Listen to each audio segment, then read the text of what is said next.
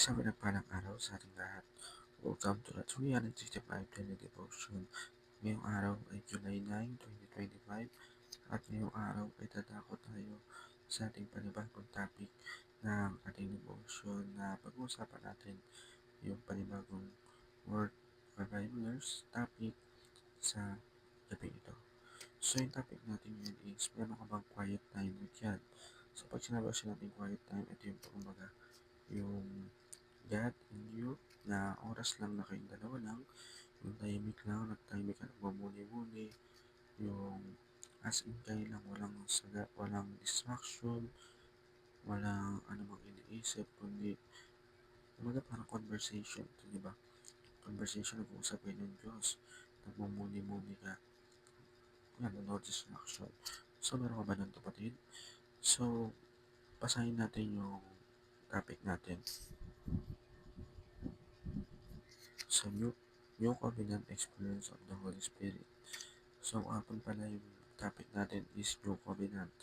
Ngayon is New Covenant Experience of the Holy Spirit. So, under the New Covenant, the Holy Spirit is given not just to a few, but to all believers permanently and powerfully.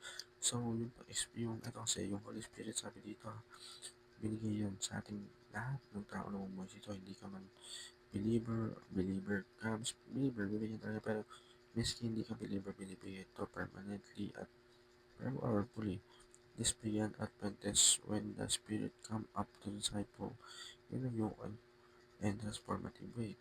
Now at conversion, every believer received the Spirit as guarantee of salvation, empowering us to live holy lives, understand God's true and bear spiritual fruit. Unlike the Old Testament, experience is indwelling is personal, continuous, and essential to the Christian life. So, napakaswerte ka natin. Kahit nung pinanganak ka pa lang, ay nakareceive ka na yan. Hindi ka pa nga pinanganak, yung mga ninuno natin, kung babasahin natin yung Bible, is napakasalanan sa liputan.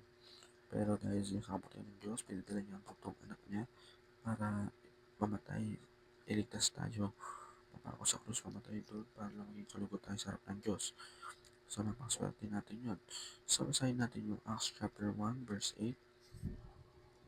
So, sabi dito, but you will receive power when the Holy Spirit comes on you, and you will be my witness in Jerusalem, and in all Judea and Samaria, and to the ends of the earth. So, itong topic natin palawakan natin, meron tayong tatlong application at tatlong teaching. So, yung una natin katuruan, the Holy Spirit permanent and glory is distinct blessing of the new covenant.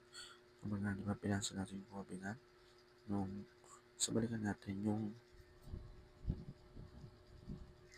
new covenant, nung topic natin kahapon is ito yung pangako ng Diyos sa lahat ng tao through His Son, Jesus Christ, na yun nga, bibigyan tayo ng new hearts, sa new heart natin, patawarin tayo sa ating mga kasalanan, and tutulungan tayong sundin yung kautusan ng Diyos.